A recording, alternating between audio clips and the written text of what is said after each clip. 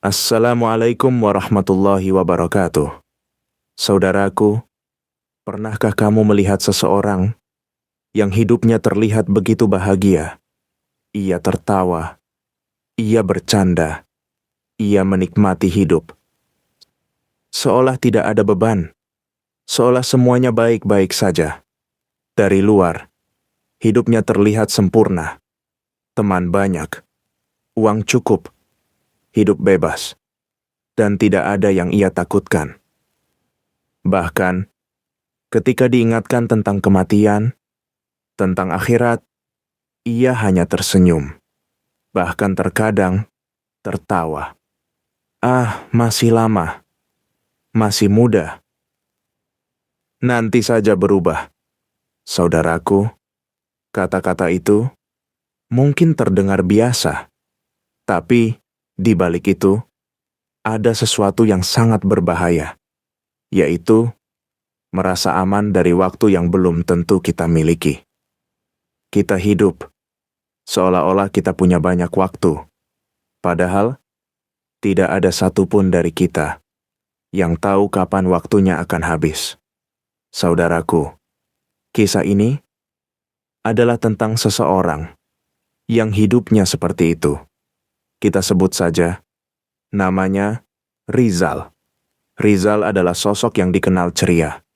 Di antara teman-temannya, dia selalu menjadi pusat perhatian. Dia suka bercanda, suka tertawa, dan jarang terlihat serius. Namun, di balik semua itu, ada satu hal yang selalu ia abaikan, yaitu ibadahnya. Sholat sering ditunda, kadang dilakukan, kadang ditinggalkan. Kalaupun sholat, hanya sekadar menggugurkan kewajiban, tanpa hati, tanpa rasa. Seolah itu hanya rutinitas, bukan kebutuhan. Saudaraku, teman-temannya sering mengingatkan, "Zal, jangan lupa sholat. Zal, hidup ini tidak cuma dunia." Tapi Rizal hanya tertawa. Tenang saja, nanti juga berubah. Kalimat yang sama diulang lagi dan lagi, seolah ia benar-benar yakin bahwa ia punya waktu. Saudaraku, bukan hanya itu. Rizal juga sering melakukan hal-hal yang sebenarnya ia tahu itu salah. Hal yang mungkin dianggap kecil, tapi dilakukan terus-menerus. Menunda kebaikan, mengabaikan kewajiban, dan menikmati sesuatu yang seharusnya ia tinggalkan. Namun karena itu sudah menjadi kebiasaan, ia tidak lagi merasa bersalah. Hatinya mulai terbiasa. Dan ketika hati sudah terbiasa dengan kesalahan, maka yang salah akan terasa benar. Saudaraku, inilah yang paling berbahaya. Bukan saat kita berbuat dosa, tapi saat kita tidak lagi merasa itu dosa. Karena disitulah hati mulai mati perlahan. Dan ketika hati sudah mati, peringatan tidak lagi terasa. Nasihat tidak lagi masuk. Semua terasa biasa. Padahal sebenarnya, kita sedang berjalan menuju sesuatu yang tidak kita sadari. Saudaraku, hari demi hari berlalu. Rizal tetap menjalani hidupnya dengan tawa, dengan candaan, dengan kebebasan. Ia tidak berubah. Ia merasa hidupnya baik-baik saja. Tidak ada yang perlu dikhawatirkan. Sampai suatu malam, malam yang tidak pernah ia sangka akan menjadi malam terakhirnya. Saudaraku, malam itu Rizal pulang seperti biasa. Ia masih sempat bercanda dengan temannya, masih sempat tertawa. Bahkan tidak ada tanda apapun bahwa sesuatu akan terjadi. Ia masuk ke kamarnya, berbaring, dan memejamkan mata. Namun, malam itu tidak seperti malam-malam sebelumnya. Ada sesuatu yang berbeda. Dada terasa sesak, napas mulai berat, dan tubuhnya tidak bisa digerakkan. Saudaraku, disitulah untuk pertama kalinya Rizal merasa takut. Bukan takut kehilangan sesuatu di dunia, tapi takut akan sesuatu yang belum pernah ia bayangkan sebelumnya. Ia mencoba bangun, tapi tidak bisa. Ia mencoba berteriak, tapi suaranya tidak keluar. Dan di dalam kesunyian itu, ia mulai sadar bahwa ini bukan hal biasa. Saudaraku, detik-detik itu adalah detik di mana semua yang selama ini ia abaikan tiba-tiba terasa sangat nyata. Salat yang ia tinggalkan, waktu yang ia sia-siakan, dosa yang ia anggap sepele, semuanya muncul dalam pikirannya. Dan untuk pertama kalinya, ia berkata dalam hatinya, "Ya Allah, kalau saja aku bisa kembali." Tapi, waktu itu sudah tidak ada lagi. Saudaraku, itulah kenyataan yang sering kita lupakan. Bahwa penyesalan selalu datang di akhir. Dan ketika itu datang, kita tidak bisa kembali.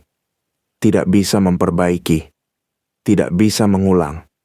Saudaraku, Rizal yang dulu tertawa, yang merasa hidupnya aman, yang selalu berkata, "Nanti saja." Malam itu, berada di titik di mana semuanya berubah, dan yang tersisa hanya ketakutan. Ketakutan yang belum pernah ia rasakan sebelumnya.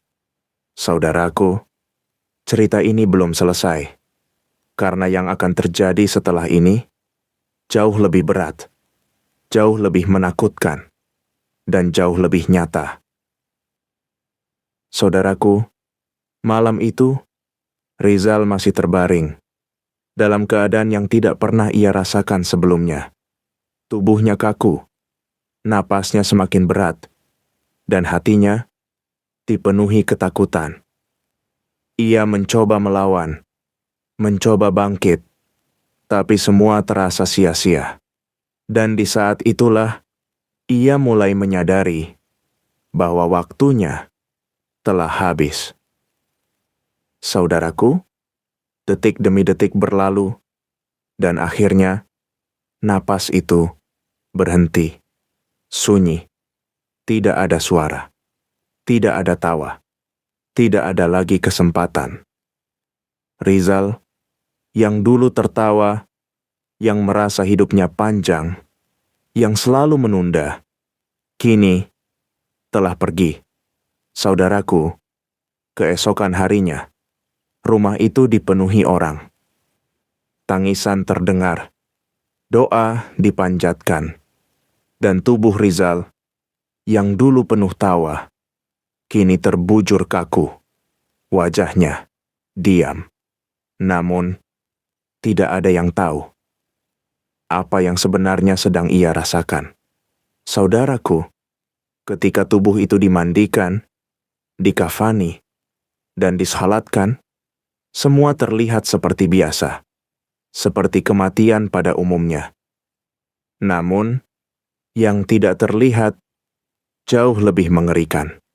Saudaraku, ketika Rizal dimasukkan ke dalam liang kubur, satu persatu, orang-orang mulai pergi.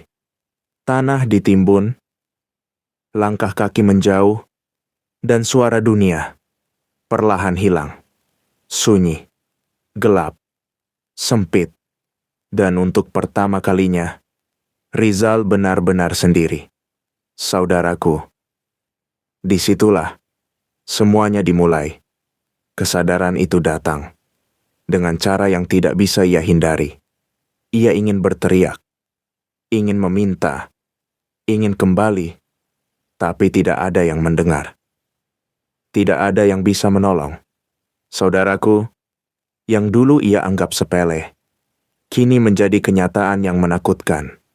Ia mengingat setiap sholat yang ia tinggalkan, setiap waktu yang ia sia-siakan, setiap dosa yang ia anggap kecil, semuanya kini terasa berat.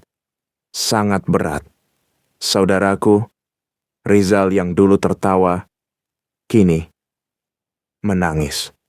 Menangis dengan penyesalan yang tidak bisa diungkapkan dengan kata-kata.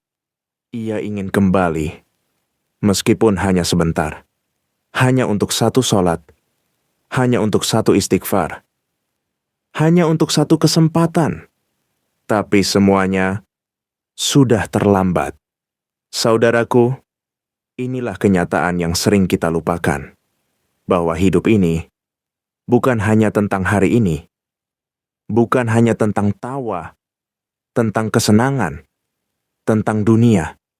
Tapi ada hari di mana kita akan sendiri, tanpa teman, tanpa harta, tanpa kesempatan kedua.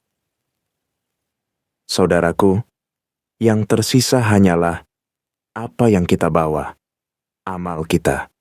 Dan pertanyaannya adalah, apa yang sudah kita siapkan? Saudaraku, jangan tunggu sampai seperti Rizal. Jangan tunggu sampai semuanya terlambat. Karena waktu itu, datangnya tidak pernah memberi tanda.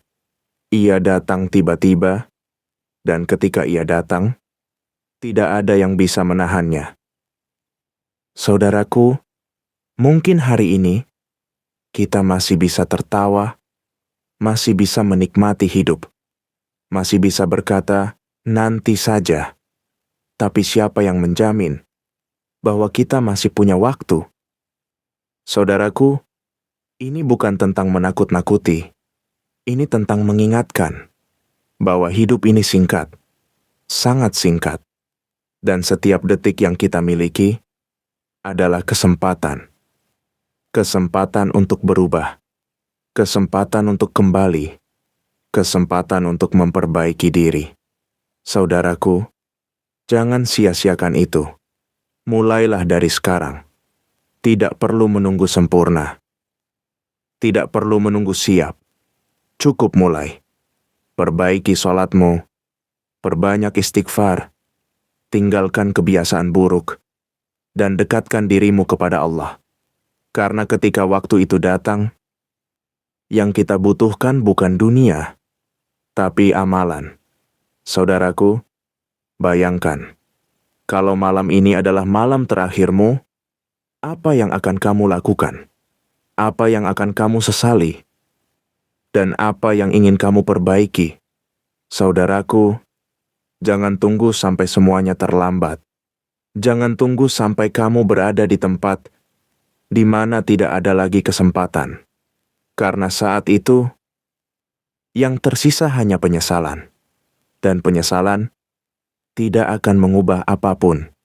Saudaraku, semoga kita tidak menjadi seperti Rizal. Semoga kita masih diberi waktu untuk berubah, untuk kembali, dan untuk memperbaiki diri. Semoga Allah melembutkan hati kita, mengampuni dosa kita, dan membimbing kita ke jalan yang benar. Amin ya Rabbal Alamin. Wassalamualaikum warahmatullahi wabarakatuh.